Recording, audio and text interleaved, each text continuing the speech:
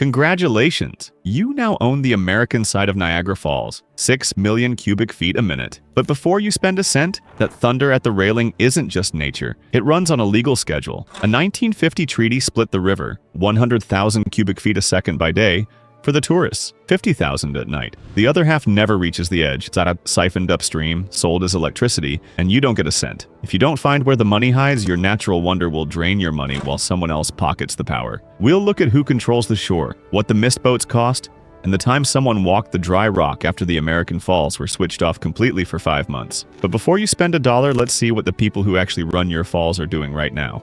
So the first money you'll make is the obvious kind. You charge the 22 million people who visit every year. But the first lesson of owning Niagara is that the view itself is not on your side. The falls face Canada. The big, curved waterfall, the one in the famous postcard, looks straight at the Canadian shore. On the American side, you get a side view, a partial look from an awkward angle. And the money follows the front row. About 13 million visitors go to the Canadian side each year, putting roughly 2.4 billion Canadian dollars into that economy. The US side gets about 9.5 million people and brings in just over 1 billion US dollars. Same waterfall, 2 countries, and more than double the money on one side just because of the view. Even the most basic product, was a ride on the little boat that goes into the mist, costs very different prices. On the US side, a Maid of the Mist ticket costs $30.25. On the Canadian side, a Niagara City Cruises ticket costs about $48 Canadian, plus tax. Since you're on the American side, you just inherited the smaller, cheaper half of the stage, the one where people stretch their necks to see. Now, you might think that little boat pushing into the mist, the one on every postcard, is a simple ticket-selling operation, maybe even a cute family business. You'd be half right. The Niagara Parks Commission is what really pushes the money north. The view just points that way. Turns out it's a self-financed Ontario Crown Corporation, a kind of government-owned business that pays for itself. And it owns the shoreline, the actual land the boats launch from. They don't run the boats. They sell the right to run them at auction like a contract for a stadium hot dog stand. Except the stand is the most famous waterfall on Earth. In 2014, the commission put that right up for auction, and the fight was tough. The winner was a company called Hornblower, now known as Niagara City Cruises. They made a massive offer. Its bid was expected to bring the commission more than $500 million over 30 years. That was over $300 million more than the old deal with Maid of the Mist. And the loser? The same Maid of the Mist, which had been taking tourists into the mist since 1846. They lost their main source of income overnight and survived only on the US side. So while you own the falls, the Niagara Parks Commission owns the dock, and the dock is where the money is.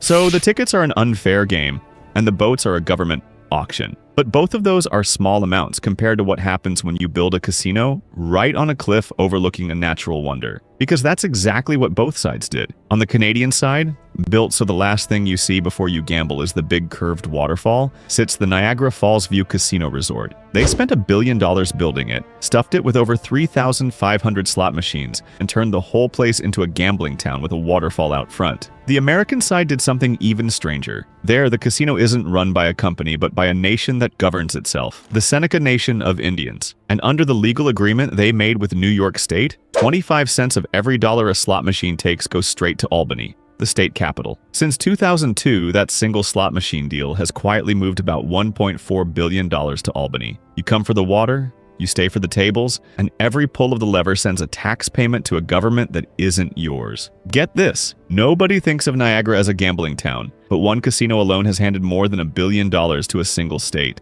But there's another flow of cash that's even quieter than the casinos, one you never see on your bill. The Niagara Parks Commission adds a small extra charge to every hotel room in the region. It's called a destination marketing fee, just a few percentage points added to the total. Tourists don't notice it, but across tens of thousands of rooms, that tiny slice adds up fast, bringing tens of millions of dollars back into the commission's accounts every year. And they use it to fund the very thing those tourists came to see. The nightly lights that shine the falls in shifting colors, the weekly fireworks show, the well-kept gardens and viewing platforms. The experience is paid for by a hidden tax on the people having the experience. The commission, which already owns the docks and the shores, becomes an invisible landlord collecting rent from every pillow in town. Even when your guests are asleep, the falls are quietly adding to their own marketing budget.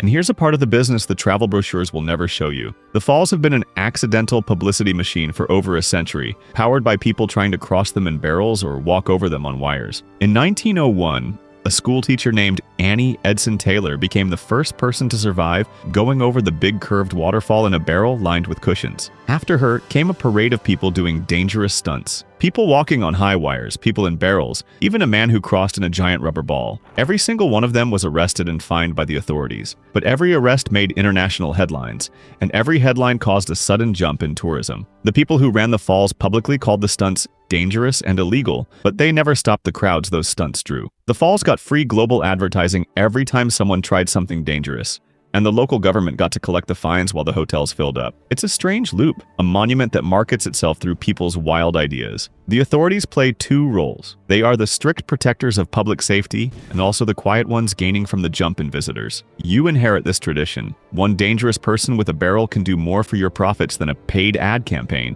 and you'll arrest them for the trouble. But as strange as all that is, everything you've seen so far, the tickets, the boats, the casinos, the hidden hotel tax, even the people doing dangerous stunts, sits on top of the real money machine. And the real money never touches the falls. It's electricity, made with water that tourists never see. 2 miles upstream, huge intake tunnels as wide as subway tubes take away half to 3/4 of the river. The water disappears underground. It flows through hidden channels. Then it roars back into the river, 7 miles downstream. Along the way, it spins turbines the size of houses. The US side runs the Robert Moses plant, one of the largest water-powered electricity plants on the continent. It generates roughly 15.9 billion kilowatt-hours a year. In money, that's around $800 million worth of electricity from just the American plant. Canada's Sir Adam Beck plants add a huge amount of extra power. A tourist standing at the railing sees a mighty waterfall. They're actually watching the remaining half of a river, the profitable half having already gone through the tunnel. The falls are a leftover. The electricity is the product. So half the river is taken before you ever see it. But who sets the exact limit on how much of your waterfall gets to exist? A treaty and a tap. That 1950 treaty doesn't just divide the water, it writes a daily schedule. From April to October during the main tourist hours, 100,000 cubic feet must flow per second. Those hours are 8 in the morning until 10 at night. At all other times, including the whole winter, the requirement drops to 50,000. And there's a physical tool that makes this happen: the International Control Dam. A long, low structure upstream that can raise or lower the river's level. At 10 o'clock at night, the last photo is taken and the crowds leave the parks. Then, gates open. More water is sent into the power reservoirs, the big lakes that store the extra water. The mighty Niagara Falls, quietly and without any drama, drops to half its volume while you sleep. The most powerful waterfall in North America has an 8 a.m. opening time and a 10 p.m. close, like a shop. They turn it down at night. You'd never guess it looking at the postcard. If turning the falls down at night feels like you're missing out on easy money, the people who actually run this place had the same thought. So they built a system that lets them sell the same water twice. There's a basic gap in the electricity business. Daytime power, when offices and factories are busy, sells for a much higher price. Nighttime power is much cheaper, but the power plants need water, and the best time to hold water back is at night, when the falls are already low. The trick is something called pumped storage. Late at night, electricity is very cheap, almost free. The plants use it to pump river water uphill into huge artificial lakes. This water was taken from the river earlier. Then, during the day when the price is high, they release that water back down through the turbines. The American pumped storage system alone moves about 600,000 gallons per second, basically saving the river at night like a savings account, and cashing it out when prices are highest. The tourist standing at the railing in the daytime isn't just watching a waterfall. They're watching a battery releasing stored energy that's making a profit. And all that water the power plants take for power does something else. It stops your landmark from slowly breaking apart.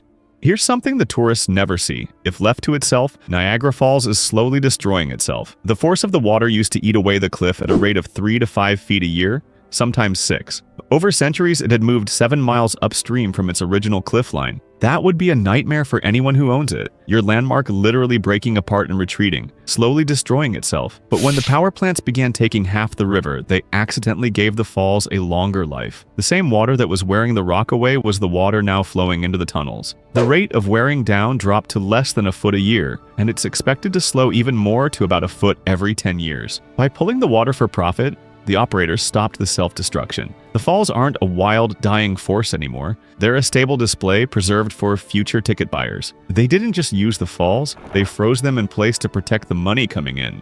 If turning the falls down every night proves it's a machine, this is the moment that proves it has an off switch. And the people running the falls actually pulled it. All that talk about slowing the wearing down. In 1969, the people running the falls wanted a closer look. so they turned the American Falls completely off. For 5 months, from June to November, the American Falls simply did not exist. The U.S. Army Corps of Engineers dumped 27,000 tons of rock to build a 600-foot temporary wall, a structure that cut off the water entirely. Where there had been endless thunder, there was a cliff, a mudflat, and men in hard hats picking up coins tourists had thrown in over the decades. They walked around on the bare rock of a world wonder. They inspected it like a drained swimming pool. They studied the cliff face and bolted the rock to make it more stable. At the end, they added up a renovation estimate, about $26 million, to remove the ugly pile of fallen rocks at the base. A natural pile they found ugly. They decided it wasn't worth the cost. So they pulled the wall away, turned the water back on, and walked away. Niagara Falls was never wild. It has a tap, it has a schedule, and once someone pulled the off switch to see if an upgrade was worth it.